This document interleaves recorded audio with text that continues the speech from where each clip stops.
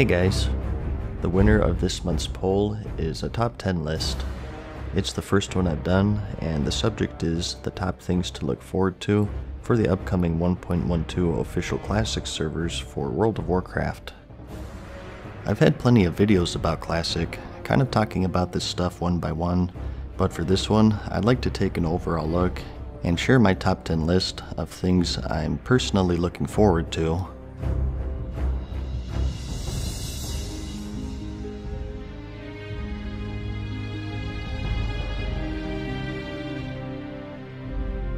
Starting with number 10, first up we have the general RPG elements.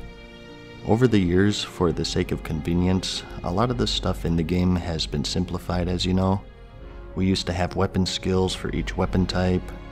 The more proficient you were, and the more you leveled them, you had a better hit chance and whatnot, so it was always important to keep everything leveled, in case you get a big upgrade of a different weapon type. Another RPG element would be different weapon speeds. Everything is all normalized now, but back in the day, different weapons had different speeds, and what you wanted varied depending on your class and specialization. Typically, you wanted slow weapons, but for the rogue, for example, you wanted a fast offhand for poison application. Maybe you had a weapon with lower DPS, but a higher damage range. It introduced choices that made you think a bit. Other stuff would be the hunter ammo, skill ranks, shaman totems, rogue poisons, lockpicking. In general, just the complexity of the game is something I'm really looking forward to again. And it earns the number 10 spot in my personal list. Next, we have keys, or keying in general. Another feature that's a thing of the past. To zone into the raids, and even some of the dungeons and zones, you needed to collect keys. Anything concrete, from actual keys to more abstract stuff like buffs that attune you to a raid. They were all over the place, so much so that players even got a special bag called the key ring to hold them all because they were running out of inventory space. And if you had them, you were the man, and it guaranteed you a spot in a dungeon just for that alone. So, once again, we can catch them all just like Pokemon and become the key masters.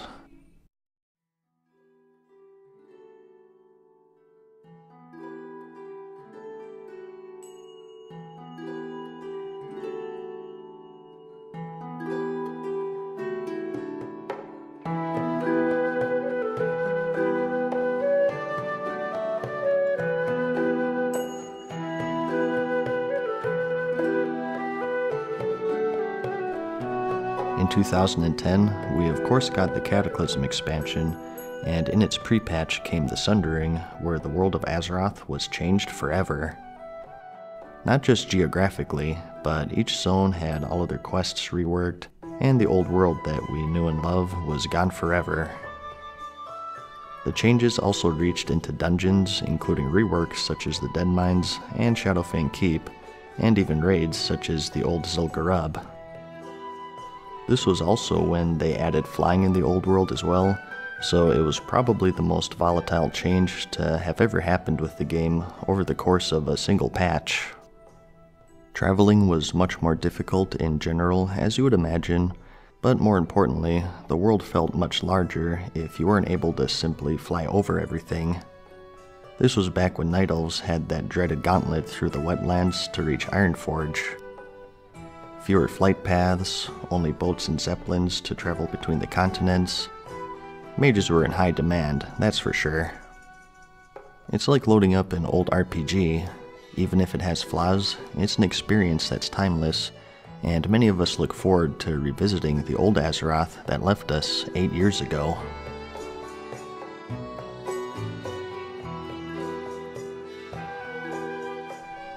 You can't mention the old world without talking about the leveling. The journey to the max level was just that, a journey. Not just the raw amount of experience needed versus the amount you get via questing, but things such as no flying mounts like I mentioned, no dungeon finder, no questing waypoints, and so on made it a much more daunting task to go all the way from level 1 to 60. The difficulty of the mobs in general will also be something that'll take people by surprise, I think. Some people say that vanilla leveling was just more time consuming and not harder, which I completely disagree with. Every quest in the game is now soloable, but back then you had things such as elite quests that required a full party to complete, and even some of the non-elite quests were rough for certain classes. This was back when pulling more than one enemy as a low-level warrior meant certain death. Combine all of this with the need to eat and drink after every other fight, the no flying or dungeon finder like I mentioned, these dungeons being guarded with elite enemies so you had to go through the entrance together, mounts being obtainable at level 40 and 60 instead of 20 and 40, and being insanely expensive in general. Having to actually read quests to find out where to go, the elite quests, having to train skills, thus having no gold, and I can go on and on. It was a journey and quite the accomplishment, and ults in general were much more rare because of the extreme amount of time required.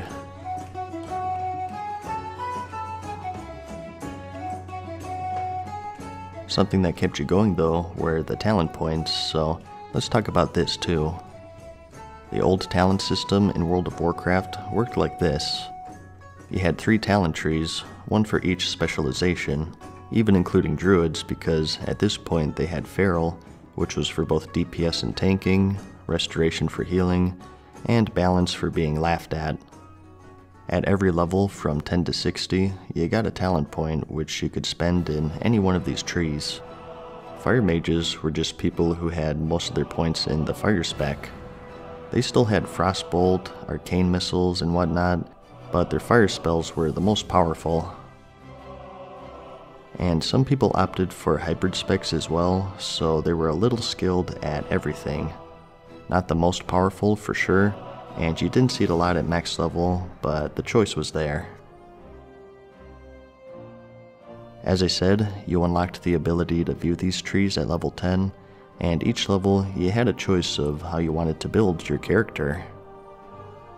Some people say that these old talent trees give you the illusion of choice, and at the end game, there's maybe 1 or 2 that are viable. I have to agree with this, but in my opinion, you should take more than just the endgame into consideration. The endgame will always be the focus of MMOs, and that's the way it should be, but one of the things that people miss about vanilla, like I said, is that adventure to level 60. Over the years, that level experience has kind of been neglected and moved further and further out of focus to now where it's just kind of an obstacle to get through instead of its own thing. Yeah, these trees weren't very flexible at the max level, but when you were leveling, you were always looking forward to that next point because you became just a bit stronger. Maybe it's just another crit percentage, or maybe it's a big level like 40 and you actually get a skill. It served as a carrot on a stick, and it did a good job of making you feel like you're slowly but surely growing in power, and it gave you that long-term character investment and growth, and to only look at it from the endgame perspective isn't the fairest criticism in my opinion. So, old talent trees, number 6.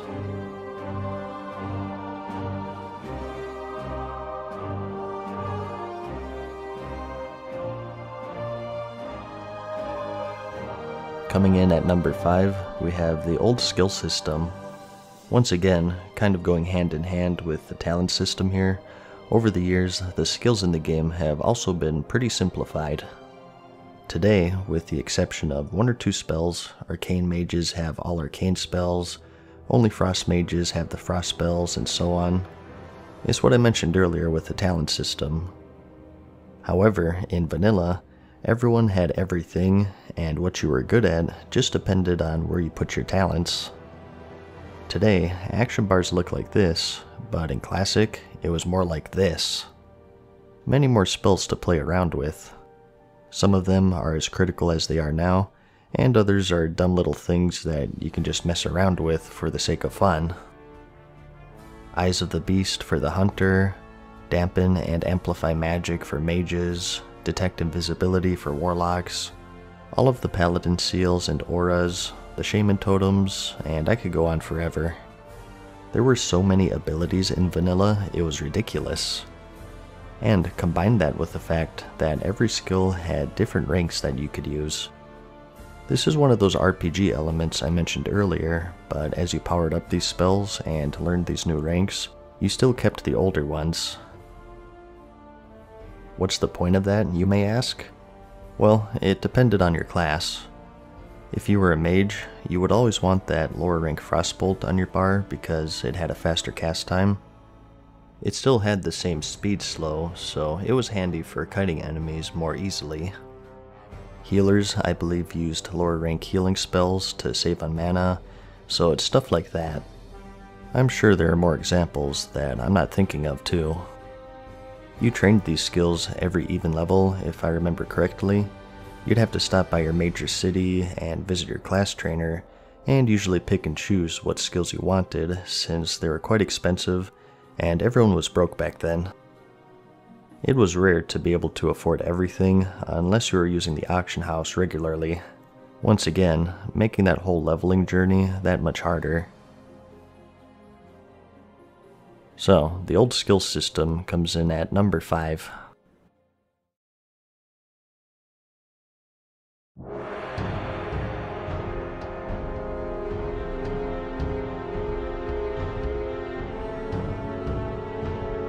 PvP in vanilla was also pretty unique. Since we're getting patch 1.12, the state of PvP will be 3 battlegrounds, which is the Warsong Gulch, the Arathi Basin, and Eltric Valley. The old Eltric Valley, by the way, with all of the NPCs and the summoning and whatnot, which will be awesome. But outside of that, we also of course have World PvP, which should be alive and well, I'm hoping.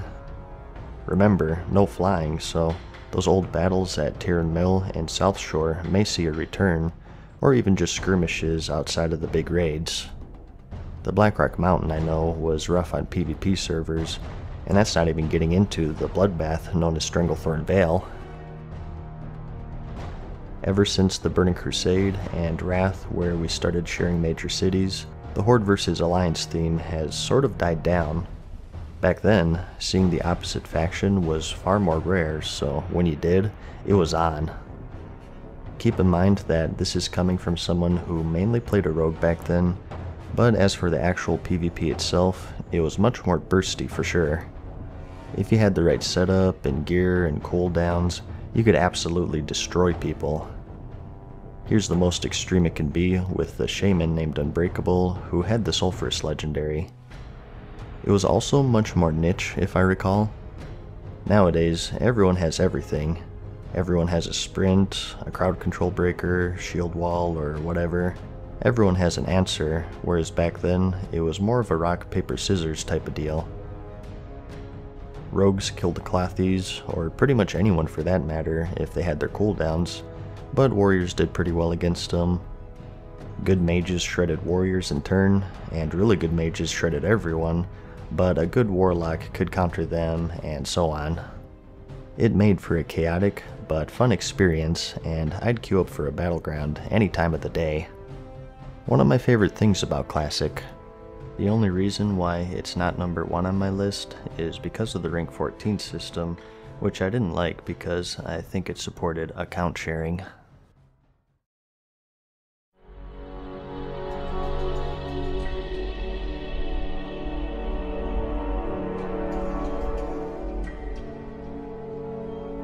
There's nothing quite like vanilla raiding.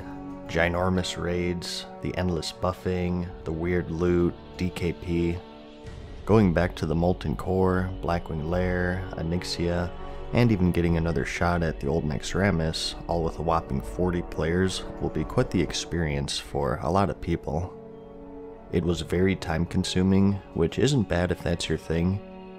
Just getting 40 people together and getting everyone buffed, setting up groups properly, keeping track of DKP if your guild uses that, and so on took quite a long time. But that was the essence of vanilla raiding. I think the main thing people will like is how epics will be epic again. Nowadays, getting full purples is no big deal, and it's all about the eye level, but back in Classic, it was a big deal to get a full set. You had to compete against many more people, and there wasn't a lot of loot to go around. If you saw a guy with a full tier set, you said to yourself, dang, he really has no life. Or, I mean, that guy's a beast. Heck, even before everyone started raiding, they said the same thing about blues, or at least I did. I predict that things will be much easier this time around. Something that I maintain is one of the biggest reasons why these raids were difficult was because we all sucked at the game back then. The World of Warcraft was the first MMO for a lot of people. Having add-ons was a rarity, everyone clicked or keyboard turned or stood in the fire. You get the picture.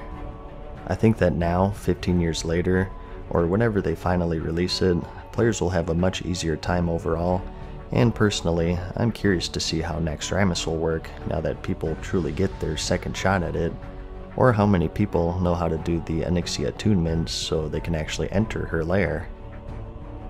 So, vanilla rating at number 3.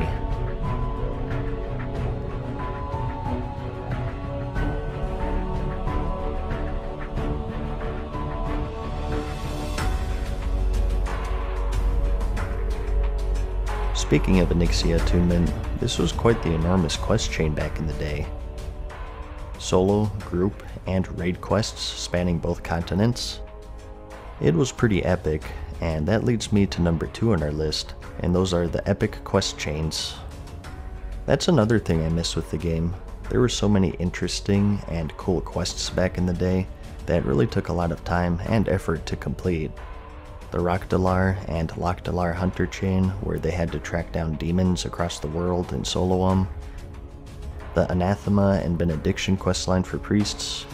The Tier 0.5 dungeon set chain, where you had to summon special bosses. And many more, with the most extreme being the Scepter of the Shifting Sands questline to open the gates of Ahn'Qiraj, with only a select hardcore few even receiving a special title called the Scarab Lord, and even a legendary mount. All of it gone ever since the Cataclysm expansion. It's the pinnacle of the RPG genre. You embark on these seemingly impossible feats.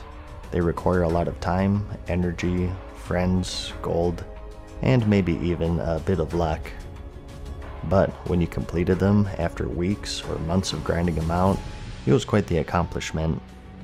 Story-wise, the quests in the current game are far better in my opinion, but I miss the scale and difficulty of these old chains.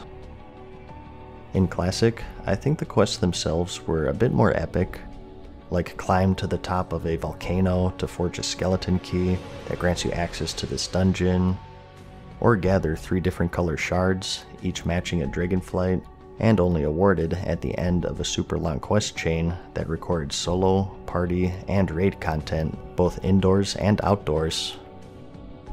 Hey, when a quest takes 40 minutes to explain fully, you know that it's quite the adventure. So, epic quest chains, number 2 for me.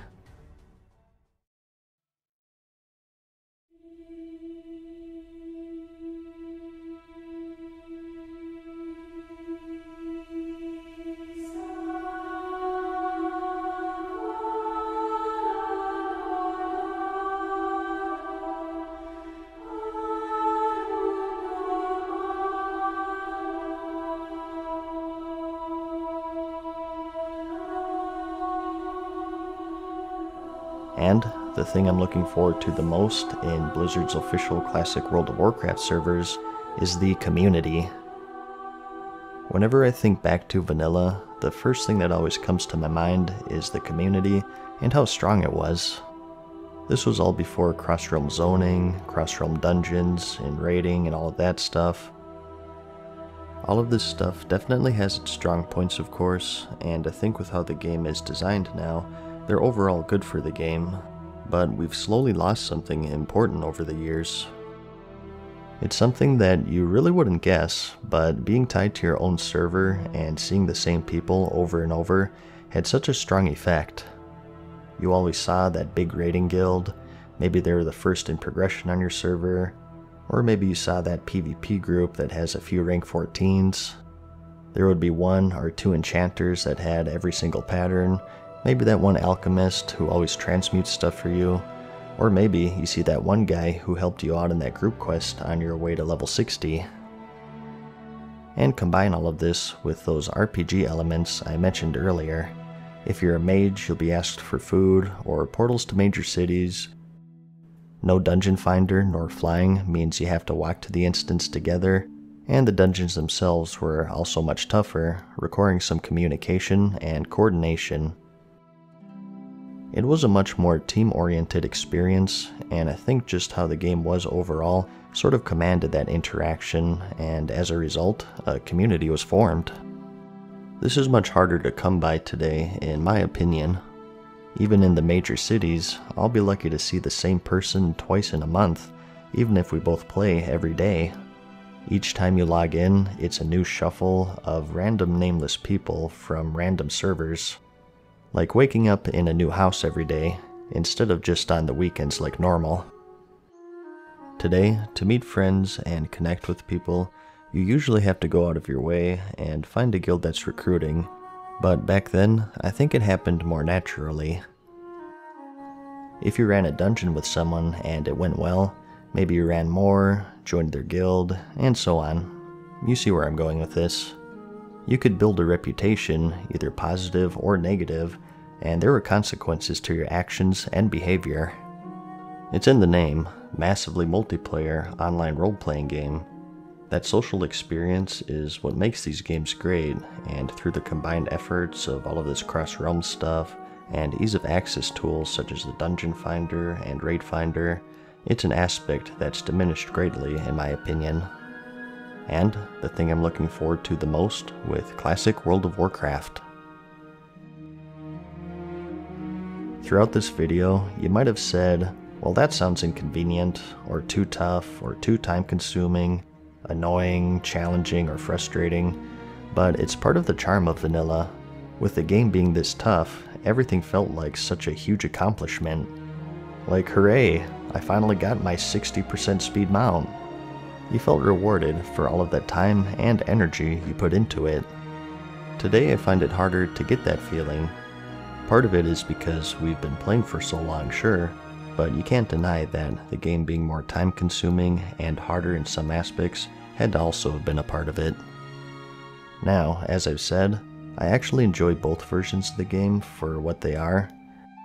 I like current because it's not such a huge time investment, and it's something I can just hop on, conveniently do a Mythic Plus with my friends or whatever without having to plan an hour ahead and just have fun. I also find the raiding more complex in general. The bosses have more mechanics, and it's come a long way for sure in the technical aspect. There's a lot I enjoy in current WoW, but this is a classic video, so I won't go into that too much. And sometimes, I want more complexity, like with all of the stuff that we had in vanilla. It's undeniable that they both have their strengths and weaknesses, and they vary from person to person. Some people may not like current because it's a bit watered down, and at the same time, some people might not like classic because it won't ever receive content updates. There's a trend going on right now that if you like current, you're not allowed to like classic, or vice versa. Personally, I say life is too short to put people down for liking certain versions of the game.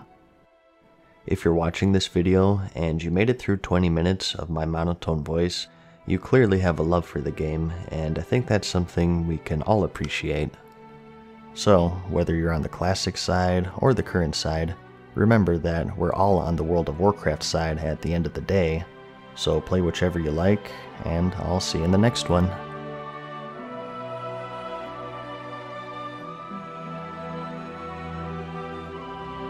Farewell for now, mortals. We hope you enjoyed today's video. See you again soon.